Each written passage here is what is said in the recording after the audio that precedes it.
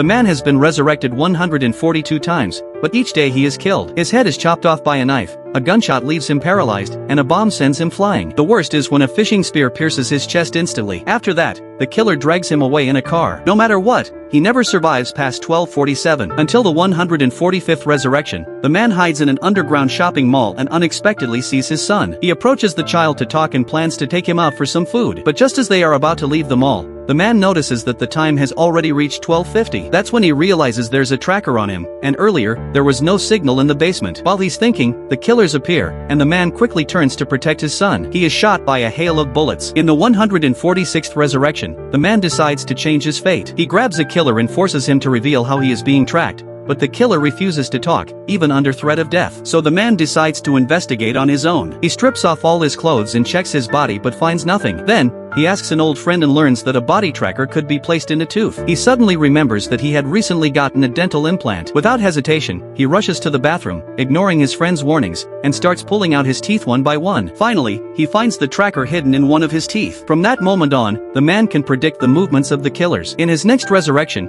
he uses the tracker tooth as bait, lures the killers out, and then ambushes and kills them one by one. Even the bearded killer is taken down in the same way using the fishing spear. After dealing with the small fry, it's time to face the boss. The boss is at a physics research base. On his first attempt to storm the base, the man crashes his car into the wall. On the second try, he speeds into the base, but it's guarded by several armed security guards. The man isn't in the car though. He uses a bomb to blow the guards away. But unexpectedly, the head of security appears beside him. On his third attempt, the man kills a killer who looks like him, disguises himself as him, and uses an ID card to sneak into the base. He manages to get into the building. But when he tries to take the elevator to the top floor, he realizes that he doesn't have the proper access rights. On the fourth attempt, the man kills a soldier in the elevator, but when he exits, he is met by a sea of armed guards. In desperation, the man shoots himself in the head, and the guards are stunned. On his fifth attempt, after taking care of the soldier, he notices there's a camera in the elevator. No wonder so many guards were waiting outside. On his sixth attempt, he disguises himself as a soldier and avoids the cameras. Finally, he reaches the boss's office, but finds a woman with a long knife waiting for him. The man opens fire, but the woman is quick and avoids the bullets, decapitates him with one swift strike. In the 152nd resurrection, the man grabs a submachine gun, but even after shooting rapidly, she stabs him in the abdomen and decapitates him again. In the 153rd resurrection, the man tries using a rifle, but still can't hit her and loses his head once more. It's clear that using guns won't work, so the man decides to seek out a master to learn Chinese swordsmanship.